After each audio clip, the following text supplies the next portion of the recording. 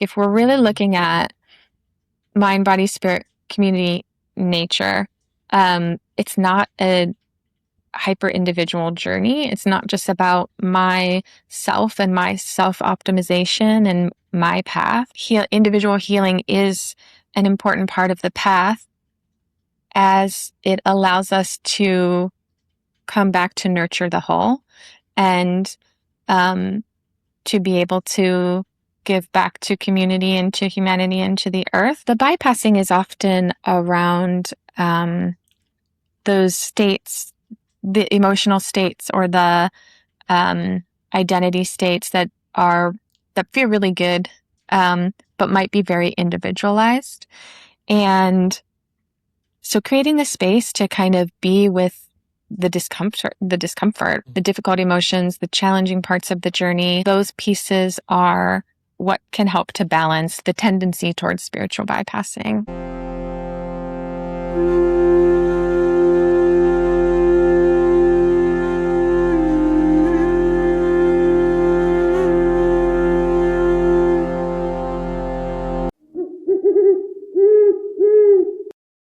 Hi, Erin. Welcome to Cura Medicina. Hey, Derek. Thank you so much. Happy to be here. I'm so happy you're here too. Let's start with a little bit about your journey and, how you got here and how you got into psychology and psychedelic integration. I'm sure there's a deep personal story behind why you're here. So I'd love to hear some of that. Yeah, thank you. Well, I think my journey into, I guess, healing modalities in general really started with the mind.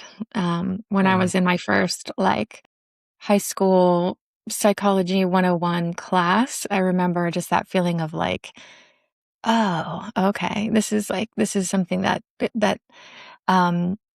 touches me, that sits with me, of understanding sort of humanity, why people move and think and feel the way that we do. And yeah, so it really started from kind of that cognitive place, was my first introduction as a teenager. And then I went on to do more psychology and undergrad in psychology, and then my master's in clinical social work, because at the time it was kind of this is maybe the practical application of how to apply this information and work with people. So I'm a clinical social worker in my licensure and whatnot. And throughout that time, I think, spirituality began to weave in a bit more. Well, from a young age, I was always into expanded states, worked with cannabis and some other plant medicines when I was younger, and also philosophy and deep dives into astral projection and consciousness, whatever I could find at that time. And then in more formalized ways, as I was getting into my 20s and things, I started practicing yoga a lot, meditation, later trained as a yoga teacher. So it's kind of the journey of mind, and then mind, body, spirit.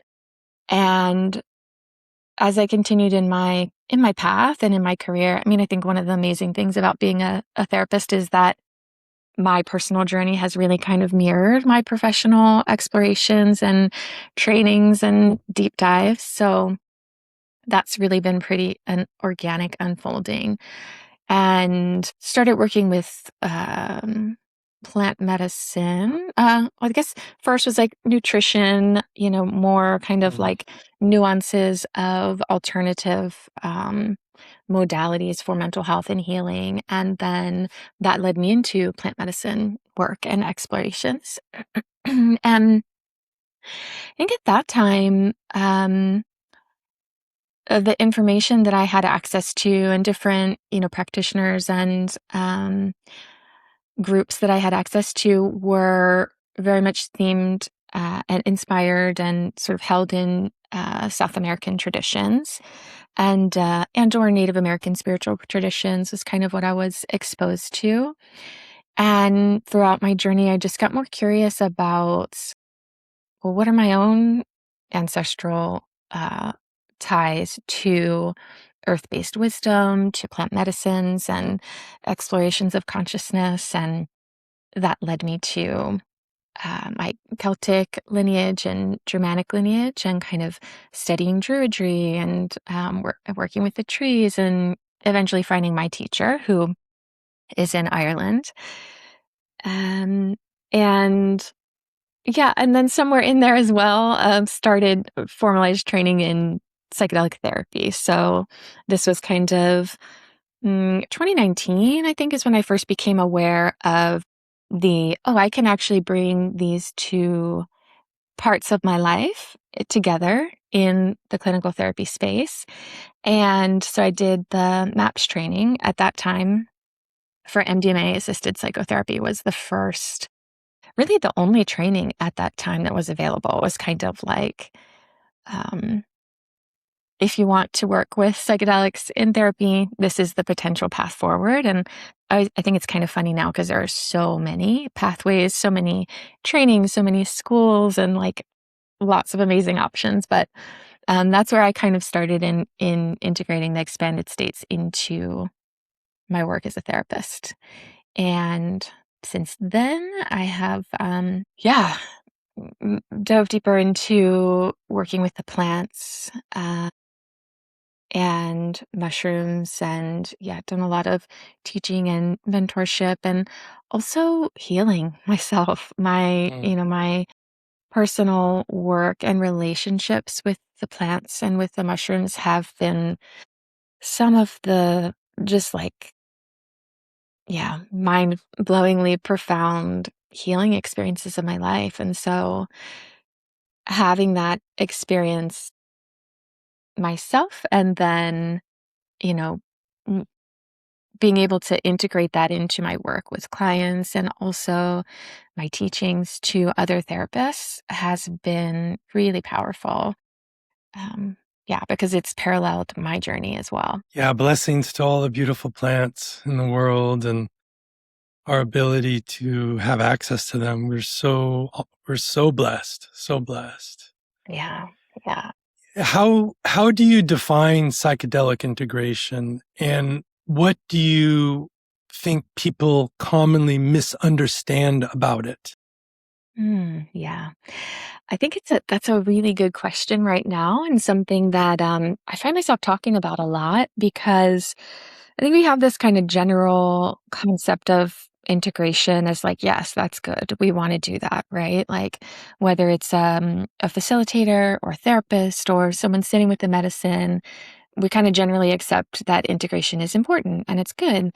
Um, and I think we are still like largely um, lacking some more definition and kind of structure and guidance around, well, what does that look like?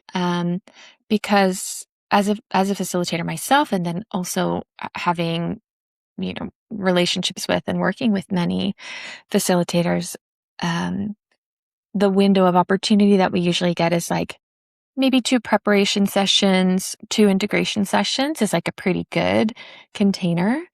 And from my own work, and also working with and supporting clients, I know that, wow, integration is like such a long arc, right? And such a intimate and relational process, both with the plants themselves and also with the support of other humans often.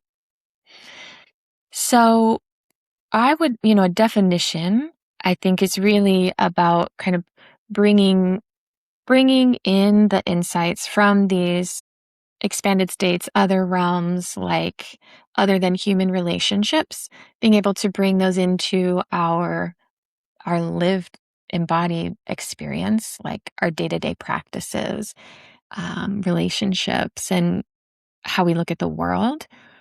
And then within that, there's so many domains, really, like I think about mind, body, spirit, but also community, like how we integrate and restore and reweave what community means. And then ultimately, uh, my hope is that it is repairing, restoring, kind of redefining our relationships with the living world, like the earth, how we can come back into right relationship there. Mm. Yeah, you said something really beautiful about being in relationship to the unseen world, which I personally feel is such a profound and beautiful part of this work, is that it opens up these portals for us to connect with that unseen world. How do you, because people have different cosmologies and many people don't hold that particular cosmology of the unseen, the animate, I would call it the animate world.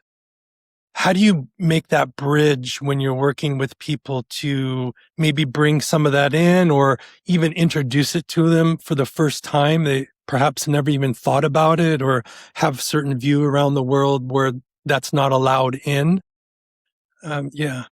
Yeah, I think it's so interesting. It ties into kind of the ancestral work for me, which is helping to make the bridge and even the introduction for anyone of any lineage, that the concept that we are separate from the living world, or the animate forces and um, beings and all things, is so new, right? Like our sort of modern psychology and segregation from the other ways of knowing, and from us as a part of nature, not observing nature, right? Like um, that separation is very new. And so even like planting the seeds in preparation work, or when people come in they're psychedelic curious, let's say, planting the seeds that, like, oh, this isn't actually some,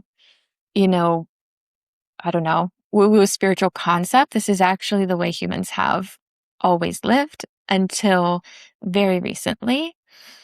And it even exists in Christianity, like in the Bible. And, there are phrases about like the plants and the rocks and the oceans and the rivers sort of communicating. And so I think, yeah, sometimes it's a little opening that we might be able to begin to establish, but then the richness of what's available, if people can consider that, is really beautiful and healing, I think. Why can someone have a life-changing revelation during ceremony, right? We all hear about it so many times, or in the therapeutic session also maybe assisted with plants, and still return to the same patterns and relationships and behaviors that they had before the revelation. So what is it that is preventing that revelation from informing new behaviors? Yeah. Well, our our existing structures, largely both internal and external, um, right? Like we're probably all familiar with the concept of neuroplasticity at this point, which is one of the common visuals that is useful is kind of skiing down the hill. When you've kind of skied down the one path many times, it's very accessible, it's ingrained. Our skis are gonna find that path and continue to go down it. um, I also like to think about a path in the woods, right? Like if we are, forging a new hiking path, it's going to be kind of hard to find, and we're going to have to, like, maybe bring a machete and kind of make some space. But the more that we go down it, the more that we travel that path, the easier it is to find, the easier it is to, yeah, to continue to use. So I think that's, internally, in terms of our neurobiology, the neural pathways that get really strongly enforced are the easiest to utilize. We have this opportunity with plant medicines and psychedelics to shake up the snow globe, right, as they say, or kind of have a fresh opportunity to lay these new pathways. And that also takes reinforcement of the new pathways. So the neuroplasticity is actually not neutral. We can just as easily continue to, lay down the old, maybe challenging pathways. And if we continue to reinforce. And so we have to be really intentional about how we work with this neuroplasticity. And I would say also the same is true for our external environment. So relationships, like media, information and input from the outside that we come in contact to, is most of the time reinforcing that previous pathway, the previous version of ourself. And so like when people go away to, let's say, South America and have this amazing, profound, transformative retreat experience, and then come home to the same input, the same, habits, practices, and um, ways of interacting with the world, ways that other people are interacting with us, it can be hard, right? To kind of hold that knowing, and continually reinforce it enough, or create the space enough for it to stay, like nurture the flame for it to continue to Mm, grow. mm. So in a therapy session with that particular focus, what techniques do you recommend people use to create those new neural pathways or to create those new ski slopes in their life? I mean, do you go through an analysis of their current patterns and look for opportunities? Yeah, how does that unfold in a session? Yeah. So I use kind of a framework that I've developed um, around integration in these 5 different domains that I mentioned: the mind, body, spirit, community, and nature. And so when we're assessing, maybe in preparation, kind of where are we with our relationship to these things, right? Like mind, what kind of thoughts might be challenging or problematic, thought pattern things that we might be working with. And that's very therapy oriented generally, right?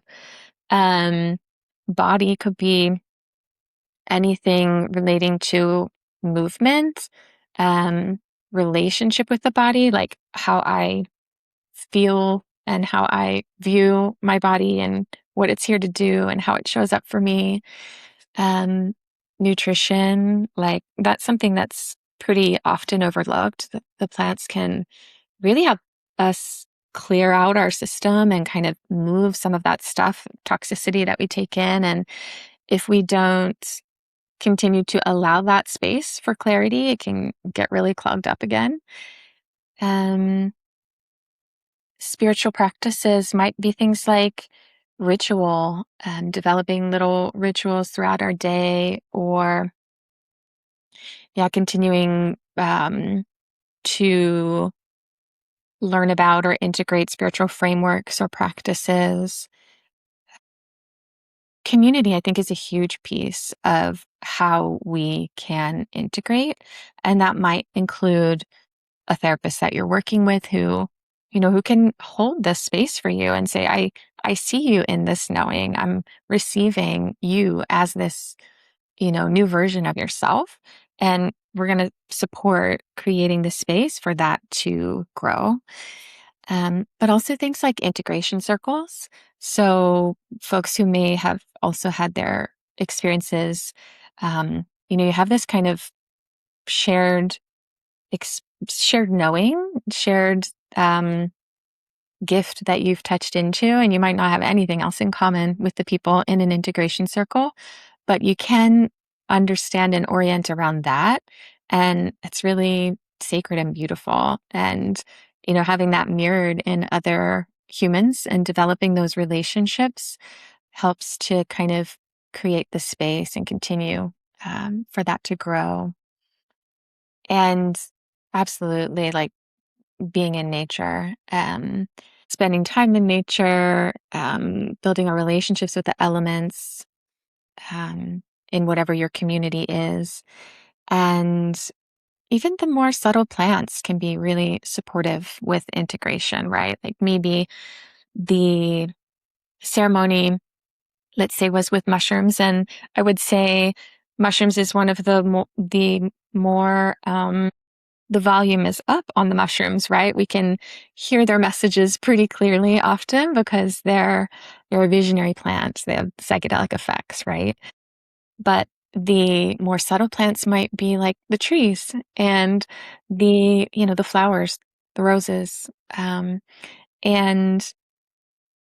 we can use kind of the space that the mushrooms have helped to clear to connect with and kind of build relationship with the more subtle plants that are just available in our everyday. Mm. How do you feel about microdosing during the integration phase after a big journey? Yeah, I love microdosing. I think it's a really beautiful. I mean, I love the mushrooms. I think they have so much wisdom, and microdosing as a practice in a longer arc of integration can be really supportive in keeping that line of communication open, keeping the neuroplastic window open, more technically, and also I think of microdosing as kind of having the subtle presence of the teachers with you just when you're moving throughout your day and maybe encountering triggers or familiar challenges. There's like that little, oh yeah, right, if we can just subtly tune into the presence of the teaching intelligence, it's really really supportive and beautiful for integration. And I do a lot of work with educating therapists about microdosing as well. And it's amazing how many therapists have clients that are coming to them and saying, "Oh, I've been microdosing. Like this is something that I want to kind of integrate into therapy."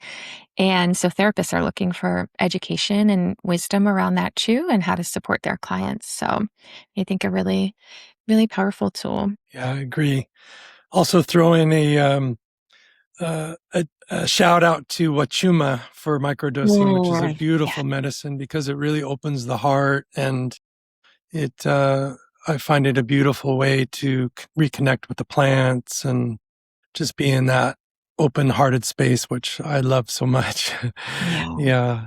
totally Speaking of agree. which, what happens when one partner has undergone a profound transformational journey in a Mm, ceremony and the other partner has not, and they come home and they're how what would you recommend for people to, yeah, maneuver through that kind of space?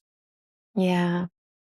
I think one thing is knowing, kind of preparing ourselves that that can happen, right? That um, often in partnership, one person may be really curious or really open, and the other partner may be either because they have some stigma or beliefs around it, or just because they feel like maybe that's not my path. And so having a profound psychedelic experience that expands you in that way, and then coming home to a partnership or a home where the other person has not had that experience can feel a little bit like, do they understand? Um, can they understand the experience that I had, and how do we relate around that? But a little bit of preparation that it can happen, that it's not necessarily a bad thing, but might take a little more care and communication, and also education for the partner if they're open to it. It doesn't necessarily have to be a problem or a mismatch, but I think the awareness can be really helpful that, yeah, there's going to be some things that I might understand differently. And, can we allow space as that continues to integrate, and curiosity about how that may shift our relationship in challenging or in really beautiful ways? Yeah, can be complicated. I think if one person is on a particular journey and the other person is not, I quite often see that that gap gets bigger and bigger. Yeah. Um, but that's part of the journey too. Yeah. What one thing I'm so curious about. You have so many people in ceremonies say that ayahuasca told me to do this. Ayahuasca told me to do that. Mhm. how do you work with people in integration mm, to discern where people are projecting their own thoughts and their own will, and where they're listening to the intelligence of the plants?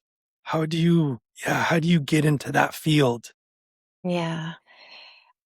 That can happen both with projection, right? With kind of parts of ourselves kind of being unearthed and, and speaking loudly.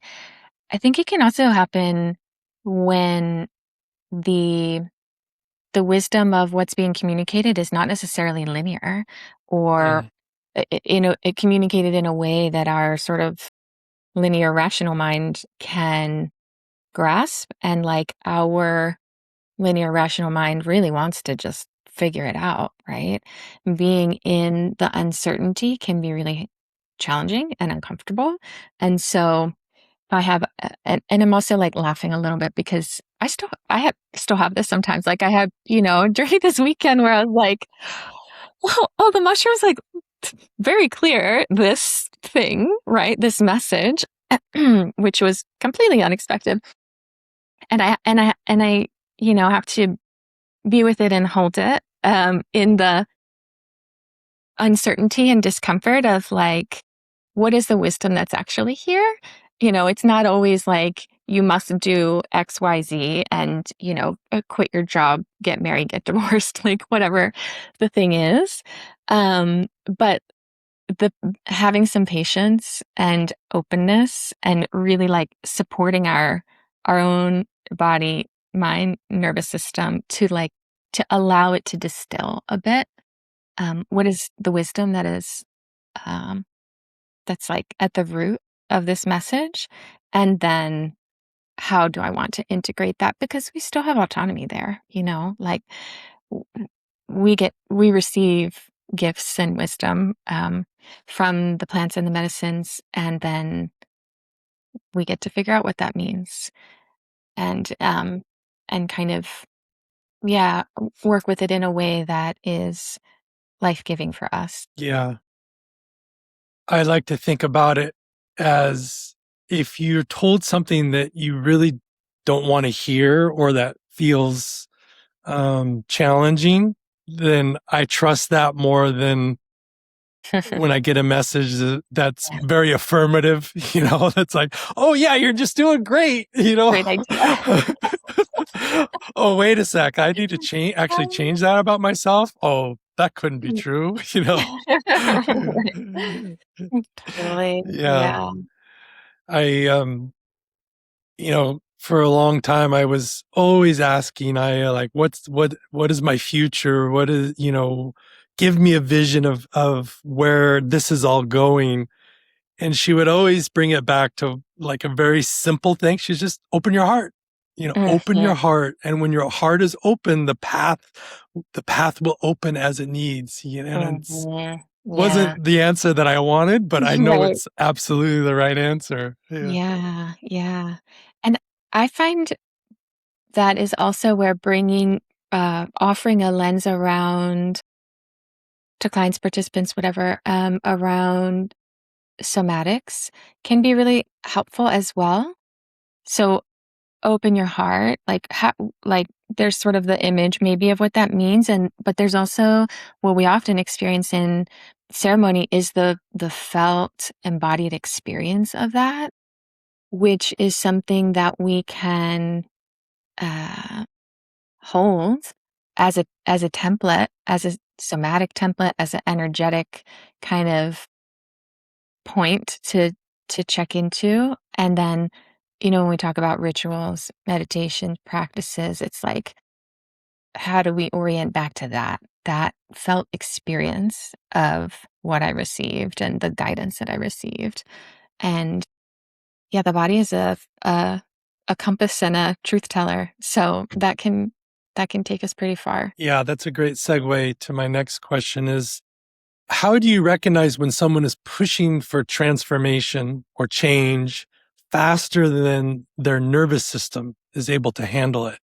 Hmm. Yeah. which is so, I mean, in our culture, we're always moving, right? And it's like, how quickly can we get to the achievement of whatever it is we think we should be doing? Someone used to once say, move at the pace of your slowest parts, which I liked as a sort of reference for pacing. Yeah, there's one part of me that is like already here, in this transformation, in this image of who I think I should be.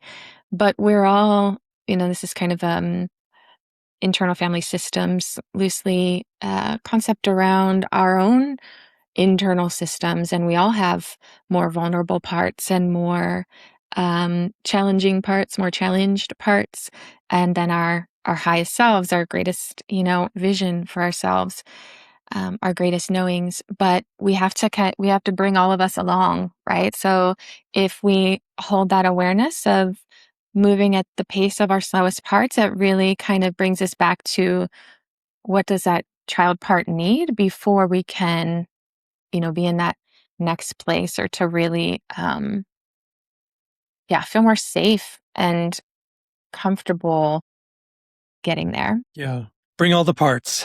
Mhm. Yeah. Let's talk a little bit about quote unquote bad trips. Mm, And how do you approach that in psychedelic integration, and what are your feelings around it? Are we, yeah, what's happening there? yeah. There are some people who would say that there's no such thing as a bad trip, right?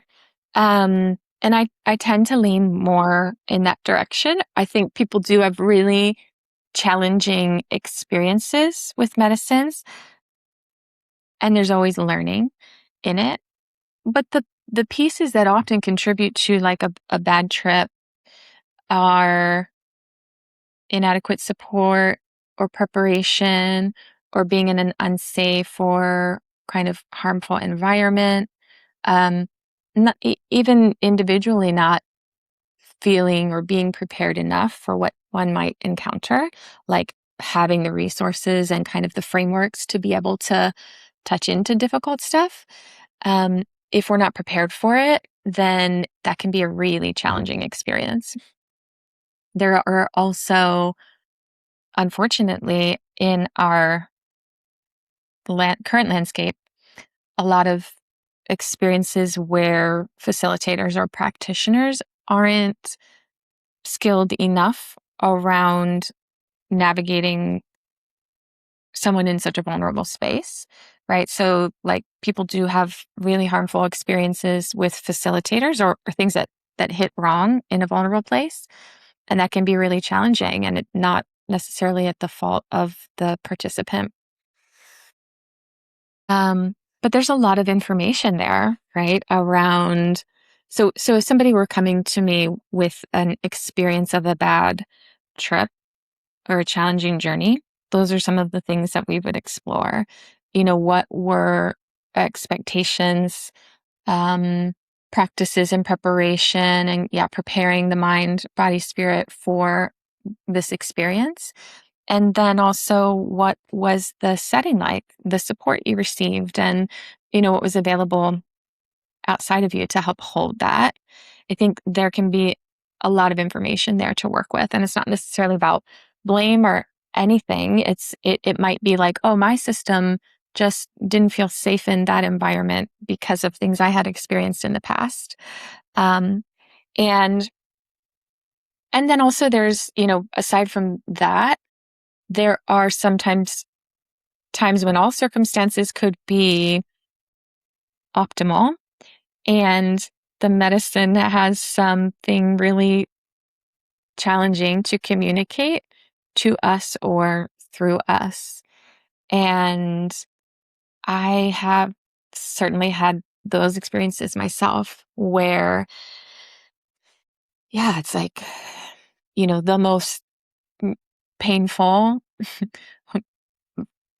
like somatic experience, emotional experience of my life in in ceremony with ayahuasca, for instance, and the kind where, it might be like, I'm praying that I will get out of on the other side of this Mm. experience, and um, yeah, praying the whole time. Um, and in my experience and just learn relationships with the plants over time, I think it's often she's showing us something that we really need to see or feel. Like throughout our lives, humans, we can be really good at suppressing our pain, suppressing our difficult emotions, and all of that lives in the body. And so I have found that sometimes a challenging journey or ceremony can be like it's almost like allowing all that stuff to rise to the surface, to be felt so that it can be released, to be kind of like completed and acknowledged and seen. And sometimes ayahuasca, she may hold the villain role for that, or she's like, she'll hold the mirror for that. And it can be hard. Um, and so many, many different ways that people can experience a bad trip, a challenging experience. But my belief is that there's always wisdom in it and information in it. And so how we hold that in integration and come to understand it is, either the capacity for healing and learning, or unfortunately, could be the reason to kind of shut down and say, oh no, this isn't for me. Yeah, on that point, where somebody has a very difficult experience and they say, okay, that's it, I'm done with psychedelics. But you know in your heart that actually more openings would be good for them. Yeah. Is there a way that you work with that person to bring them? Of course, you're not forcing them, but you and I both know how beautiful this work is, and everyone should do it, in my opinion.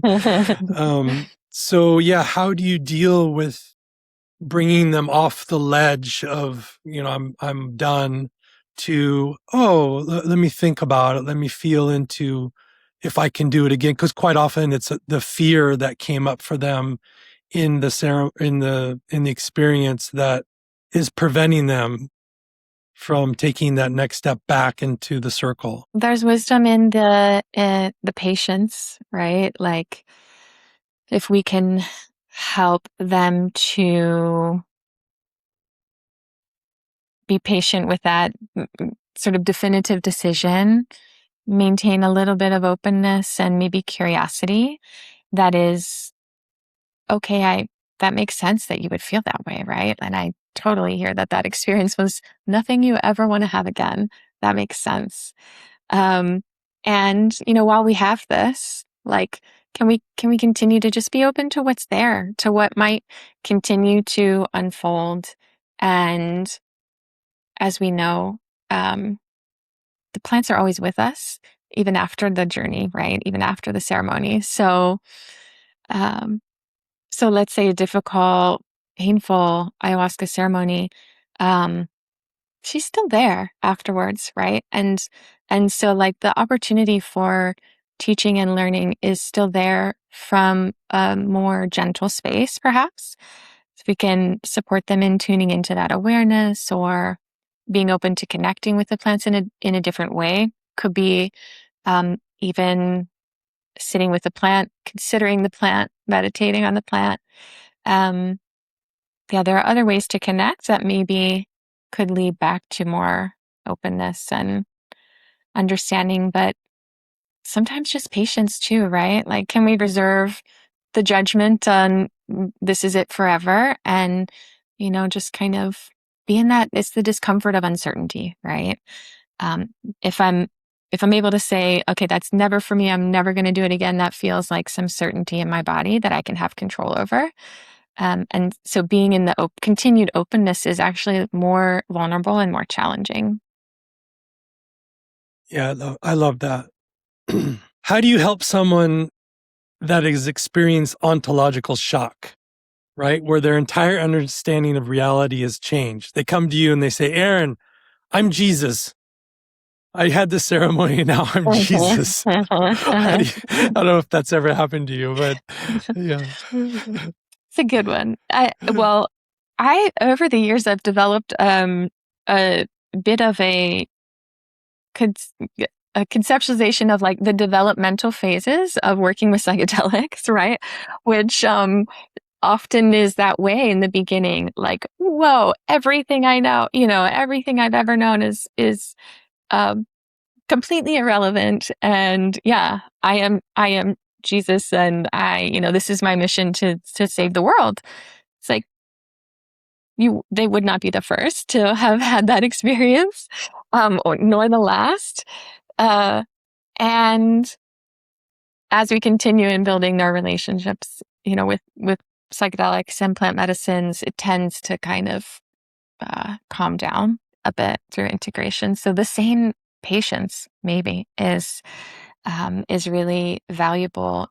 Let's let that land a bit, and also validating. What we experience in these realms is real.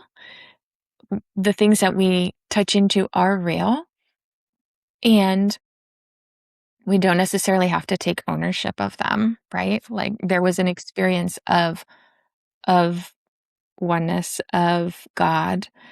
Um, it doesn't necessarily have to translate to like I am the God and this is my role. So like, yeah, I think creating some validating and also um gentle space for that to land, and to kind of like continue um to grow and integrate into our understanding of who we are in this 3D world in the present. And a lot of it is in the gray area. Mm, yeah. How does a person know um, which type of support they need? I mean, you're the perfect person to ask for this because you're a psychologist and an integration coach. And for example, when I first started doing medicine, I had a therapist who had never done psychedelics. Hmm. And I felt like there was a disconnect between what I was sharing and what I was receiving from that therapist. And then I got rid of it and I found one that had the experience. And it was really helpful to have that in the space. So Yeah. if you could talk a little bit about that, because I'm sure there are tons of people that have therapists that don't do psychedelics, and it might be difficult to bridge that gap. Yeah.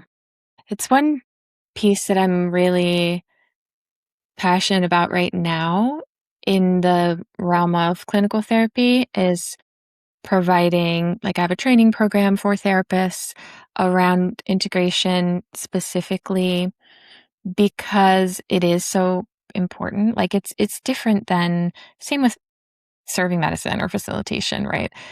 In the therapy, or like let's just say the medical space. A doctor might prescribe a medication, they're monitoring the medication. They don't have to necessarily have had experience with that particular diagnosis or medication to be able to effectively hold that space. But there is a really unique quality about psychedelic work that doesn't translate in that way, in my belief. Um, and at minimum, I think it's really important for whoever is holding that space for you, if it's a therapist or a coach, to have done some deep dives into. Um, it doesn't have to be into all medicines all the time, but expanded states, the sort of merging of the clinical spiritual realms that kind of organically happens in these spaces. So having the lived experience relationship with medicines is really helpful. It's a huge strength in someone doing integration work. In terms of like the maybe the clinical versus the coaching, the things that I generally consider are around like mental health diagnoses or symptoms, or if somebody has treatment-resistant depression or high anxiety, like acute symptoms that maybe are a part of what they're working on with the medicines, having a clinical space can really be helpful. I think it's also in this current landscape helpful around having some ethical framework and standard, which doesn't at all mean that coaches don't have it. It just means it's not guaranteed. Whereas um, therapists and clinicians are held to a certain rigor of ethics.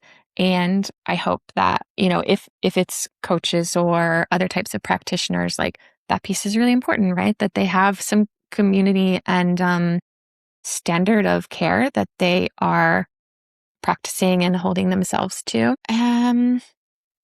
Yeah, and then I think groups, as I said, can be really powerful too, which can be less formal environment, perhaps just someone who's guiding the group, but even that open sharing and witnessing and feedback from people who have had similar experiences can be really supportive as well. And ideally, we'd have access to all three of these type of supports and just feel really well supported.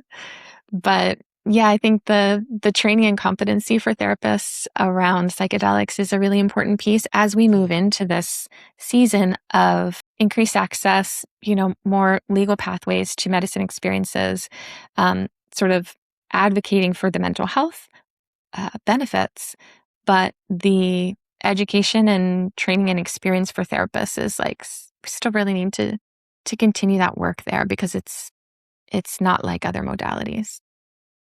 Yeah. Yeah, on that note, what questions should someone ask to a potential psychedelic coach, either to themselves while they're researching, or Mhm. if they call you up and to help them understand if you're quote unquote qualified? I mean, I love the ethical piece. Do you have an ethical statement, for example, would be Yeah, great. right, right. But yeah, are there other things that you can think of? So for coaches, I would say, and coaches could be a wide variety of practitioners, right? Like sometimes it's somatic practitioners that do really beautiful integration work. I would be curious about what type of training they've had, what is their lived experience with the medicines, what type of community or accountability or like consultation with other peers or professionals do they have around the work. Um, Same for therapists, really, right? Like, what do you have a personal relationship with psychedelics, expanded states? We're looking for like what frame can are they holding for this like really vulnerable material that we're going to bring.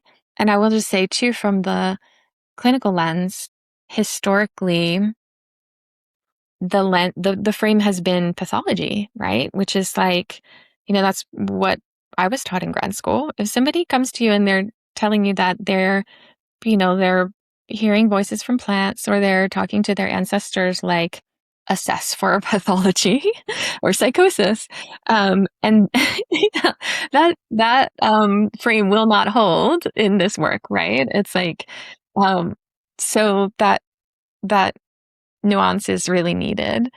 Um, and coming from a psychedelic experience or ceremony and having like all that like beautiful material to work with, if you are land in a space with somebody who's oriented more towards diagnose and pathologize, that can be really hurtful and harmful as well. Yeah. What do you think spiritual bypassing looks like during the integration process?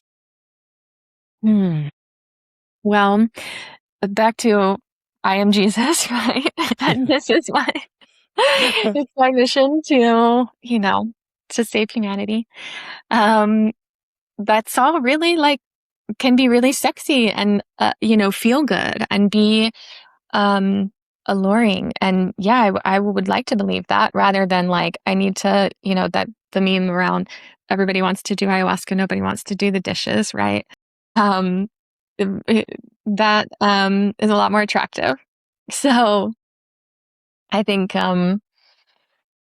and coming back to the framework that I talked about too, like if we're really looking at mind, body, spirit, community, nature, it's not a hyper individual journey. It's not just about myself and my self optimization and my path. For me and how I hold space and how I teach, it's really about, yes, individual healing is an important part of the path as it allows us to come back to nurture the whole and um, to be able to give back to community and to humanity and to the earth. Like might take a while to get there, um, but the bypassing is often around those states, the emotional states or the identity states that feel really good, but might be very individualized. And so creating the space to kind of be with the discomfort, right? The difficult emotions, the challenging parts of the journey. Those pieces are what can help to balance like the tendency towards spiritual bypassing, I think. Does constantly analyzing the journey sometimes interfere with the integration? For example, when I first started doing this work, I used to, I got a journal. I got a journal after each ceremony. I got to find where the nuggets are. I got to go home and journal. And then I stopped doing all that at some point. And I was, the day after ceremony, I'm going to go walk in nature and just be connected to the animate world. And I see so many people, even sometimes in ceremony, writing in a journal. What do you feel about that? And yeah, how do you hold that? Yeah, certainly it can be a useful technique, right? Writing particularly engages our brain and body in a certain way for processing. And it can really keep us in the mind, the cognitive understanding of whatever the experience was or the material. So I think as a tool in a toolbox, like I don't discount it as one tool. And the somatic experience is, as you said, like walking through the world as this, sort of calling in and creating space for the energetics of the experience are equally, if not more powerful. I think often a fear is if I don't write it down, I'm going to lose it. It's going to, just slip away and I'll forget and then I won't be able to integrate it, right? But as I'm sure you have also experienced, there are so many things that have happened, in my medicine work that I couldn't put words to if I wanted to. And so part of balancing that, I think, is trust, really, in trust in the unseen, trust in the sort of unnamed, and yeah, knowing that it is happening exactly as it needs to, as we kind of balance our desire to document it and understand it in the in the 3D world. Yeah, let thy will be done. Mm. What are some signs that integration is working when you're working with a client where, and yeah, how do you're like, oh, this is going great or this is going really bad? Or maybe both. Or the challenging would be is most often like, oh, here I am kind of right back in, as we said earlier, like right back in where I started in like the same kind of habits, patterns, beliefs, relationships. That's often the most challenging experience, or acting too suddenly, or, rash decisions and things like that. Um, when I think we're doing integration well, we find ourselves more present, more connected, more even attuned, I would say, uh, in that in this more open the integration practices and frameworks help to like maintain spaciousness so that things can continue to develop, so that we are more attuned to whatever is coming up, so that we do feel more connected, right? So spaciousness, um, patience, I think vitality, right? Like just like in my work is with the medicines, it's brought forth more of my organic life force, right? It's like feeling sort of that stream of um, my soul's expression, and yeah, how we then there's how we can put that into practice, how we speak it to um, out in the world, how we connect with others.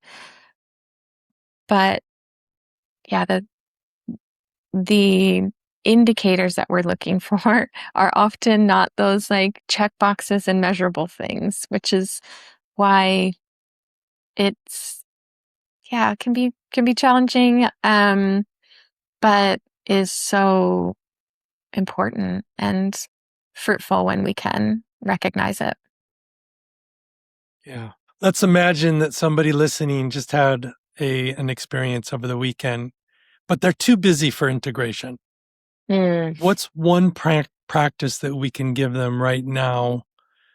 The one, like if you were to say, this is the one practice that'll really help you in your integration process.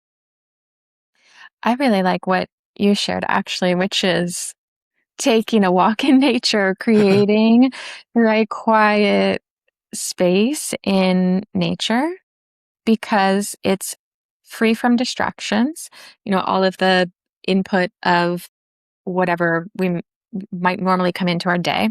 It's our organic state. It's our original template, which is what allows the space for the insights to come through. And it's low investment. It's free. It's, accessible. So that would be my favorite integration practice, just creating some space to sit in nature, walk in nature, just be and allow what is asking to be witnessed to be witnessed. Yeah, it's something I tell myself every day, slow down. Just slow down. Yeah. Let the grace wash over me. It's Mm. hard for grace to catch up with you when you're rushing around. Yeah, it's a practice. Yeah.